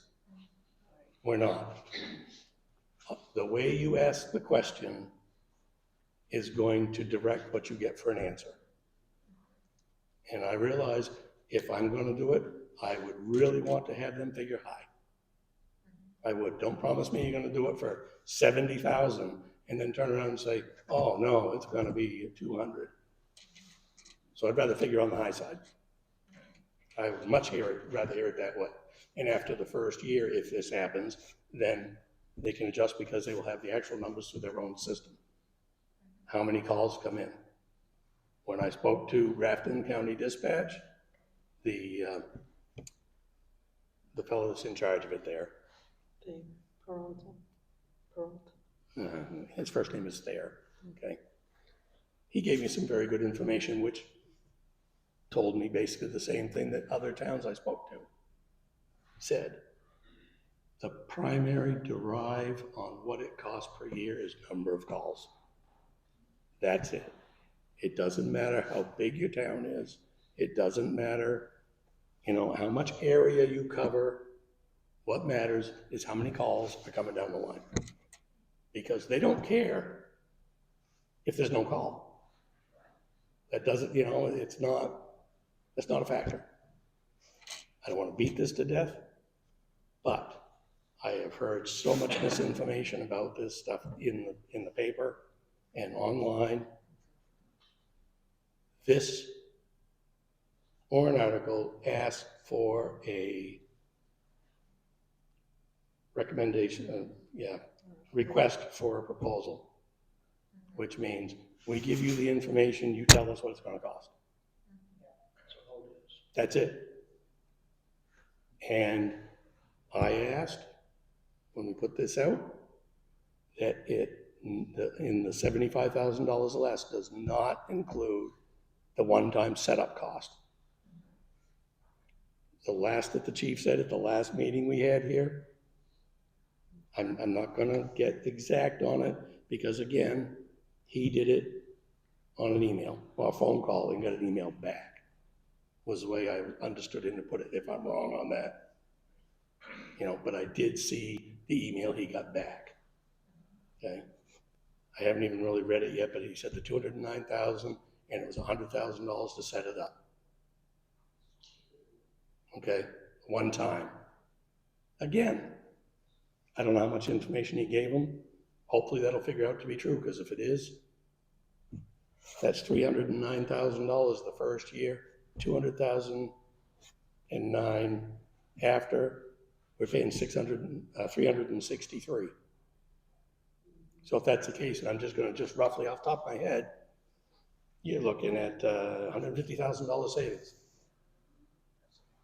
To pay that one-time charge. And, yeah, it'll pay the one-time charge and still be less for that 1 year. I mean, yes, it's gonna require a little bit of change. But the service, we can't have them out, we have to have the dispatch in the town hall. They have to be here to watch the town hall all night. Why?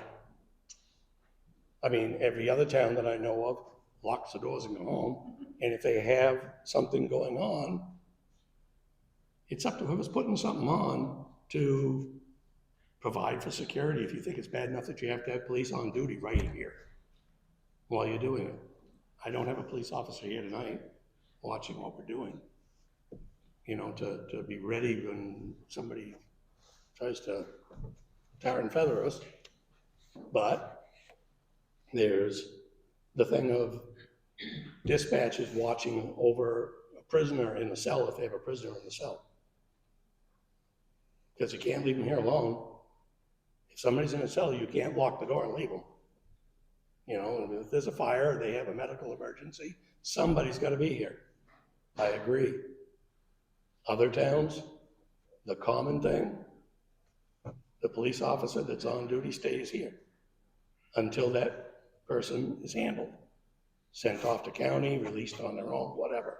Or what they do is, if there's another call that comes in, they call the town that they have mutual aid with for the police department, like Berlin.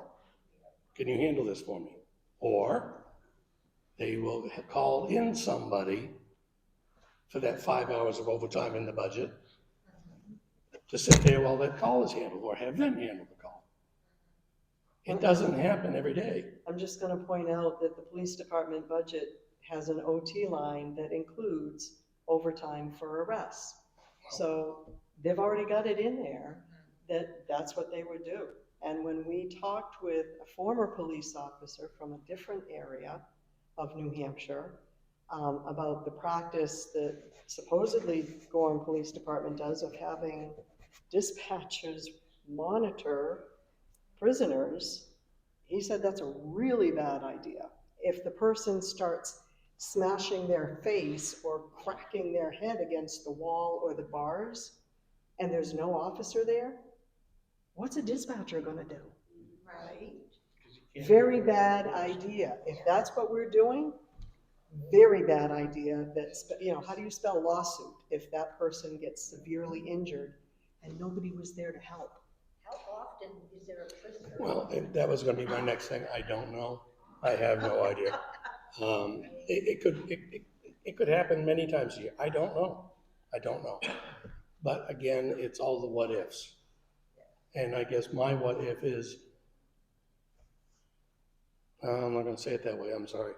If all these other towns can figure out a way to do it without it being a huge imposition on what they do,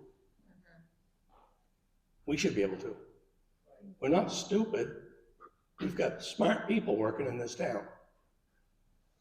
All it takes is a little change and stop with the fear mongering. That the whole world is gonna fall apart if we don't have dispatch in this town.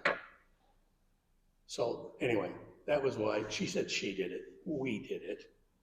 I'm gonna take some credit for a little of the writing myself. But it's a thing that's, Madam, what you're saying is if it's not broke, don't fix it. no, it's not broke, but I wanna fix it and make it more affordable. That's what I wanna It'll do. cost you more out of the gate, is what you're saying. It might not. It may not. It may not. I mean, from what the chief said at that last meeting that was here. Yes, it was. The budget meeting, public meeting. Yes, thank you. The police chief said $209,000 For the base. for the base, the service, the regular yearly service. He said 209. We can't argue this until we get the RFP back. You can't. And I'm not gonna argue it because I don't know. And he said 100,000 to hook up, which means updates to equipment. They have to do a different programming for the PD, for the report system, I guess. Again, Again, I don't know all the ins and outs on that stuff. That's what the RFP is for. So if that's the case, the first year would cost us $309, which I'm just gonna say is, you know, you're talking 50,000 less the first year. Would they retain the repeater on Pine Mountain? Yeah, nothing changes with our repeater system. We're having updates on repeater systems this year, which is on a grant, and believe me, you'll have to talk to the fire chief, he's the one that's running it. And it's so much from this town, that town, but the county's paying a bunch. We're paying some of it, but it's a grant that covers most of it to add repeaters in to get rid of our dead spots. That's gonna happen with or without the dispatch issue, because we have a lot of areas that are dead. I mean, found out just this winter, a fellow had a shed burn right in town. In town. I tried to call dispatch with my portable radio and I could not get them. Not their fault. Poor coverage. And this repeater system is supposed to fix those problems. So that is not a dispatch issue, that is a radio issue. And that stuff is gonna be fixed with or without this. Doesn't matter. And so they tie into our repeater system, whatever we have. All these other towns that went from Lancaster dispatch, Lancaster Highway dispatch, they changed over to Grafton County. They didn't have to change their stuff. They tied into their nearest repeater that they had. And I don't know if they had to change their programming for their reports on the PD and all that. I don't know, didn't get into it. That's, again, that's what the RFP is for. What do we need? What's it going to cost us?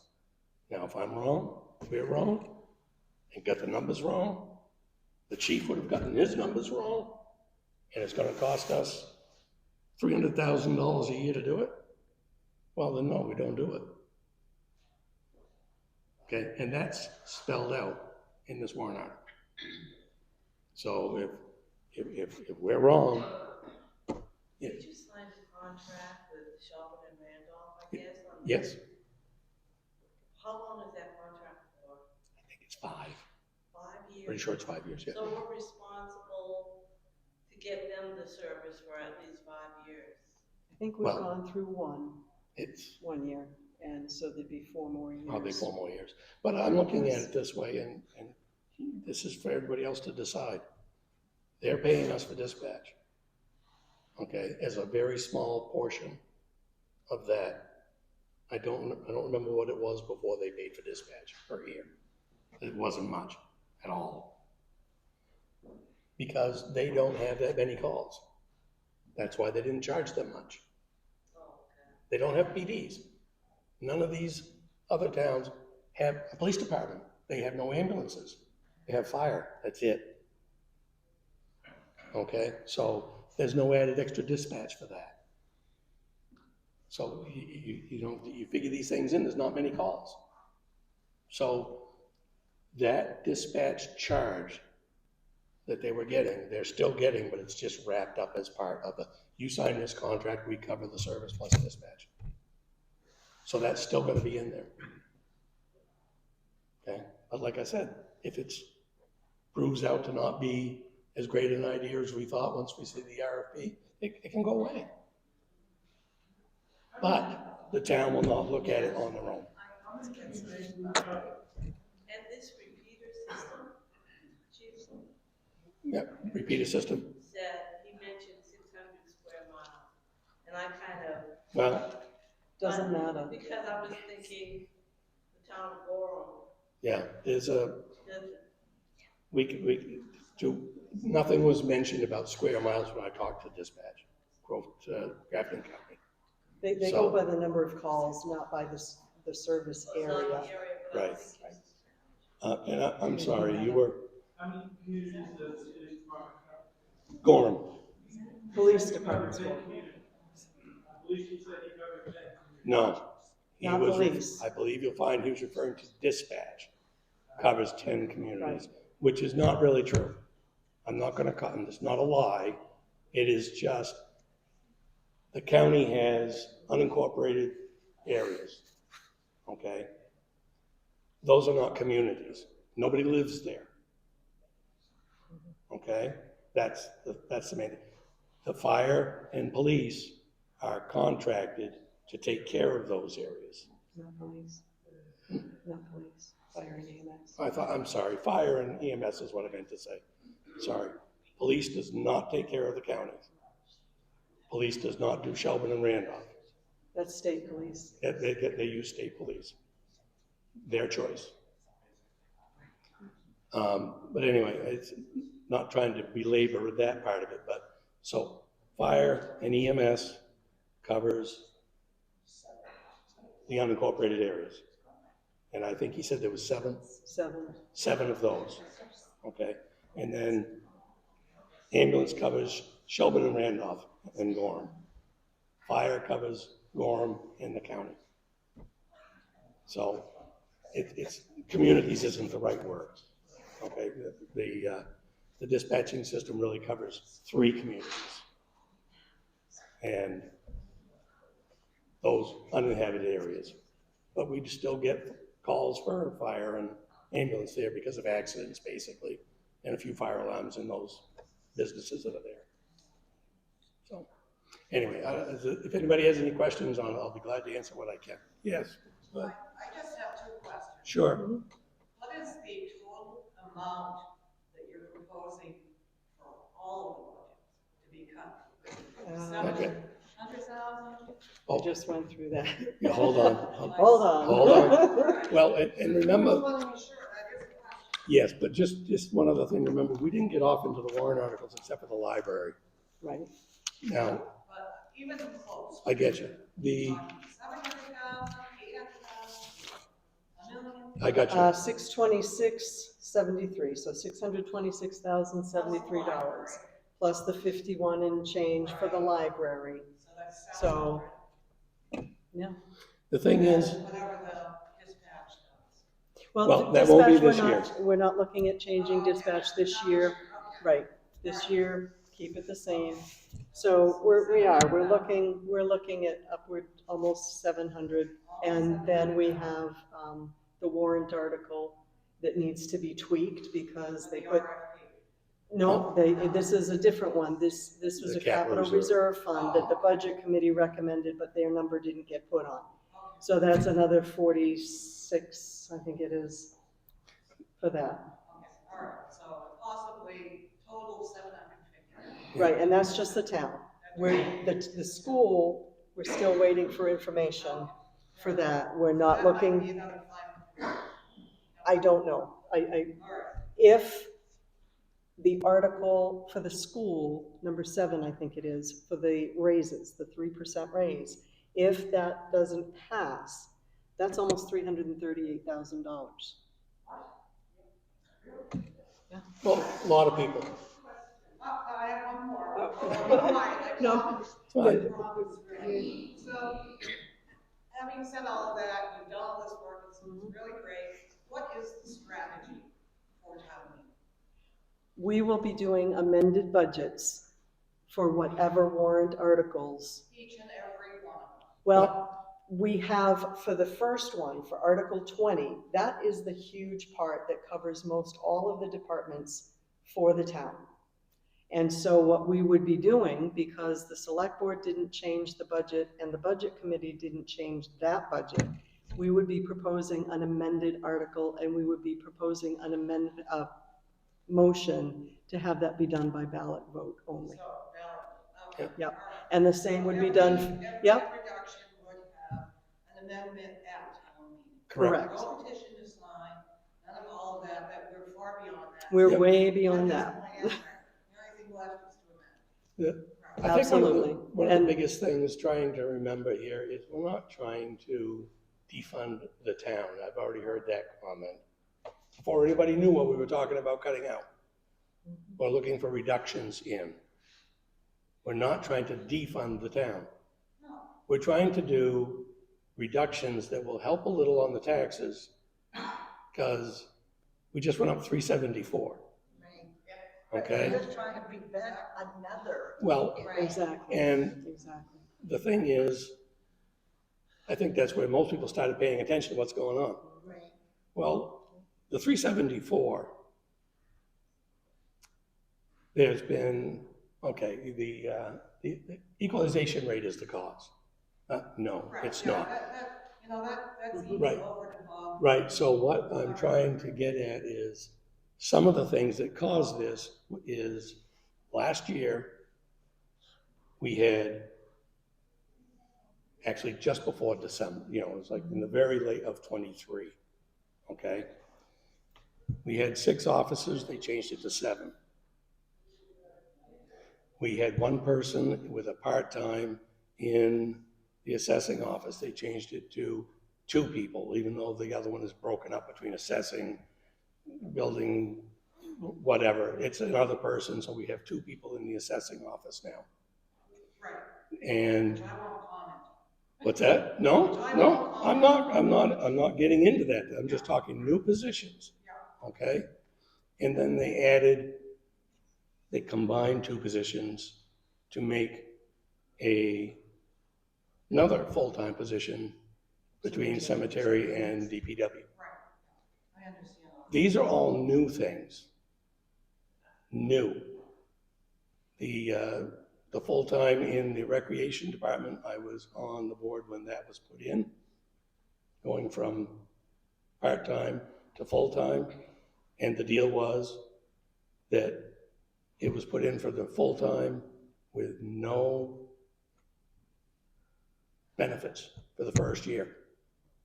And if it didn't pay for itself because of running more programs, then it was either going to be paid for out of the revolving fund or go back to part-time.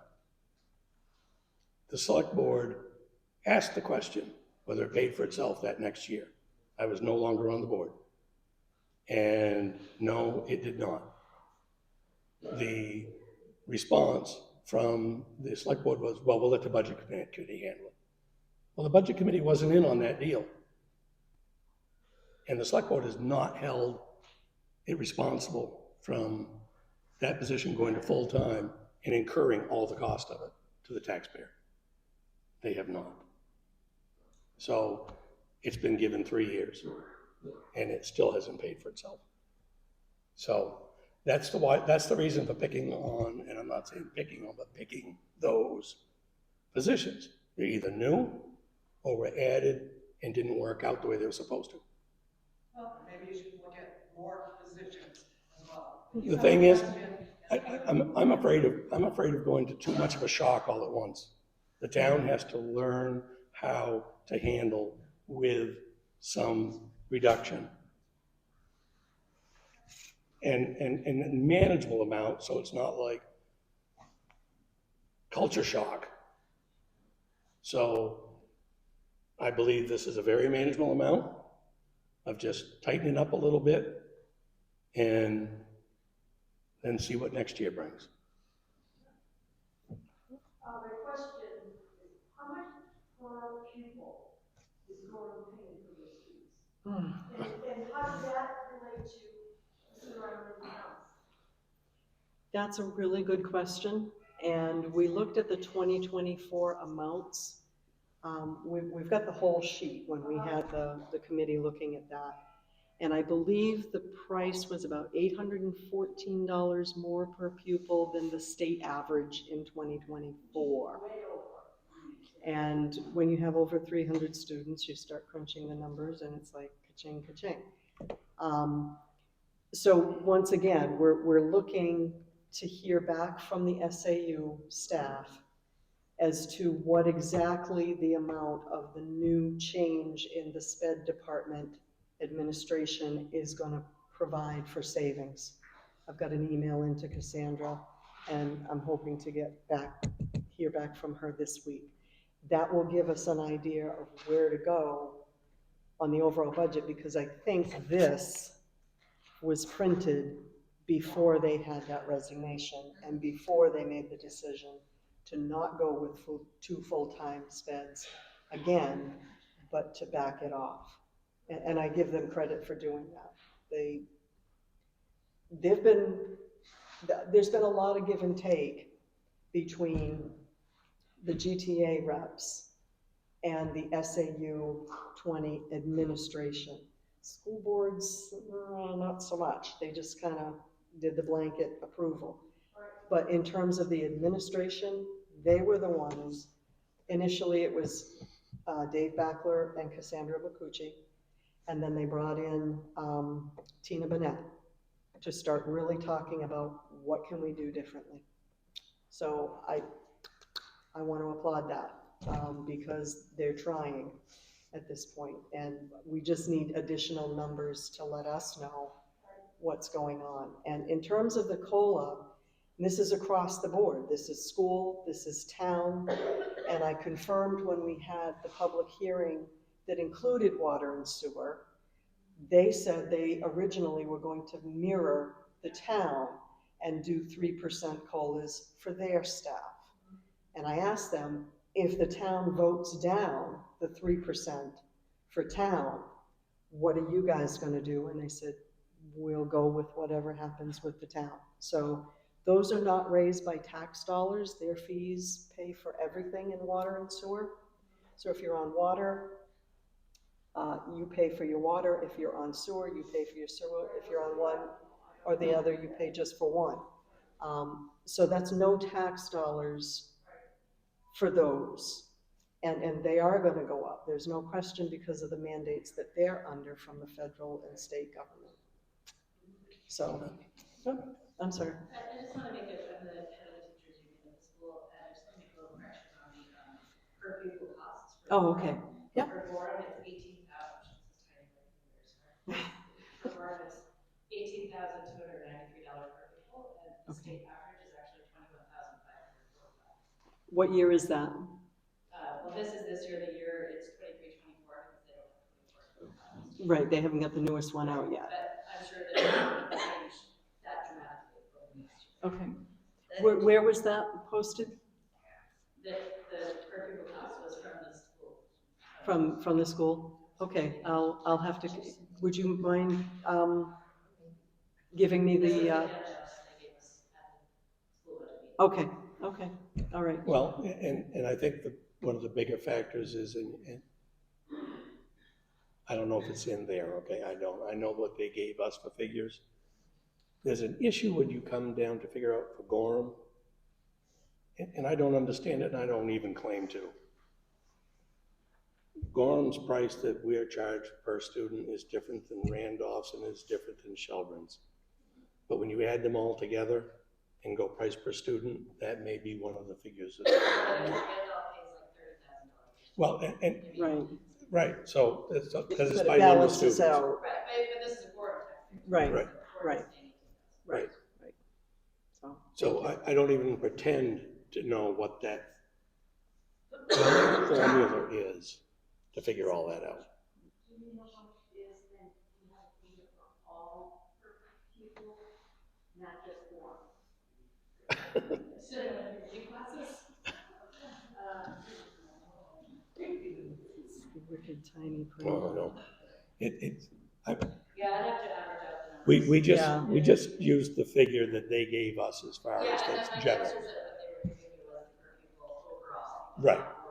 Right. That's how I want to make And that's Right. fine. Gorham is actually paying Mm-hmm. less than. Yeah. Right, and this, what we had was from the State Department of Education, and so I'm sure that it just looked at the total. But the thing about this is because it's the co-op, yes, they will split it out, but the average per pupil cost overall was about $800 more per pupil. Right, When you look at all of them.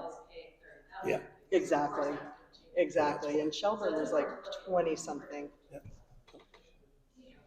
we get, the testing numbers from? I did not yet, that I have not received. Are you with the teachers union? I'm the president of the teachers union. Do you have any idea where we could get testing scores for Gorham, Randolph, Shelburne? The K through interim 12? state testing just happened, so we're just Okay. comparing scores now. You're just getting For the them middle in? school anyway, I don't think the high school did the interim testing because it's not required by the state. Okay, So, okay. And elementary, do you know anything about the elementary level? Okay. I'm sure principals. Okay. Perfect, thank you. So we'll try and get that now that it's coming out. And that may be why I didn't get it yet, because maybe it wasn't out yet. Last year's scores, which would be the most recent state. Okay, okay. You know, when you look at actual cost for students, a big factor is how much we get from the state, from SWEP, and for adequacy. Or are we actually looking at the cost to taxpayers using the tax rate? The bottom line is, right in their book currently, without this change, our tax rate is going up $1.84 per thousand. Yep. That's if everything But passes. when you look at cost per student, are you looking at actual cost to taxpayers or cost per student with the money we get from the state? Well, Online, when you go online and that 18,000 that she was talking about per student, that was on the handouts that they gave us at the last meeting. And that included what we got from the state for SWEP and adequacy. It wasn't the actual cost to the taxpayer. But $1.84 per thousand is substantial. It is, and I think a good portion of that, you gotta keep in mind, the operating budget was only up 0.17, 0.17. Okay, that's gonna be a portion of that 184. I think a lot of that was the 3% COLA raises. Oh, part of it is the raise, yeah. So of the So $1.84 that gets, tax rate impact, yeah. the 3% COLA is a huge portion of that, Yeah. unfortunately. Yeah. Is this an every year thing? I mean, with the raises? I mean, most companies don't give out those every year. For the town, I can't speak for the school. I had asked them to send me the listing of what the COLA raises were over the past several years. I don't have that yet. But I can tell you from the town portion, the only time a COLA within recent memory was in 2018, there was no COLA. Every other time there has been at least something for a COLA. It sounds like the town, every year you get. Yeah. I'm just gonna say, I think the town has been very generous with the COLAs over the years, you know, generally.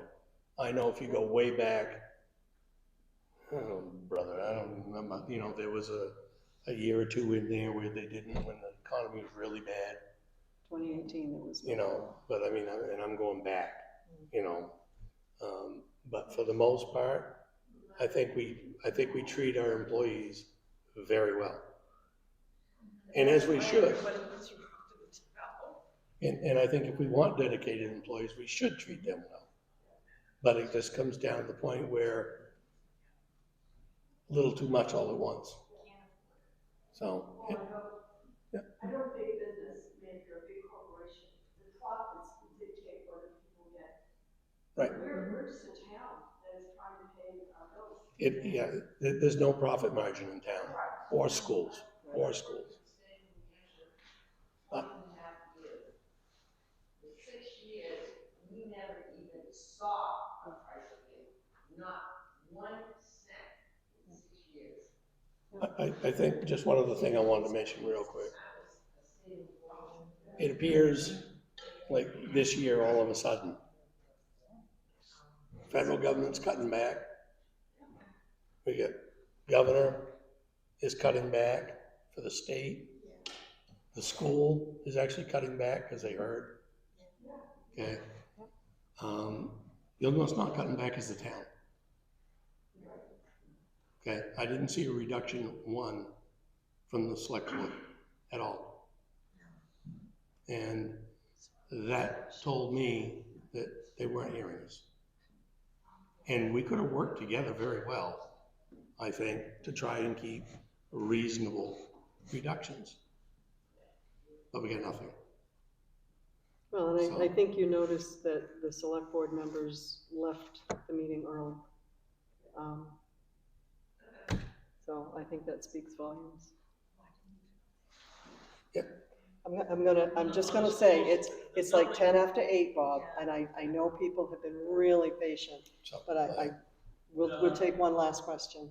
The building capital reserve fund for the school, I see they got $75,000 in there. My question is, what do they have within 75? What's the total amount? 800,000? Oh, what's currently in it? What's currently in it? Is So that the the rest new of one? the 75. This is the new one, yeah. And what's in there prior to the 75? But what's gonna be the total? If that's the one I think it is, that's the one for the grounds. Nope, that's sorry, this one never mind. here, the athletic Oh, field go ahead. capital reserve fund is 25,000. It does not list in the warrant article what the total is that they already should show have. that. It would be nice to have. They should It would show be that, nice because to have that's it, a I'll big- try and get it. I know that's a big amount right now, so my question would be, I think we could go back to the back of the book and possibly see, It's- It could well be, yeah. buried in here someplace, 10 but o'clock, next meeting, thank you. thank you very much for attending. Yeah. I appreciate it.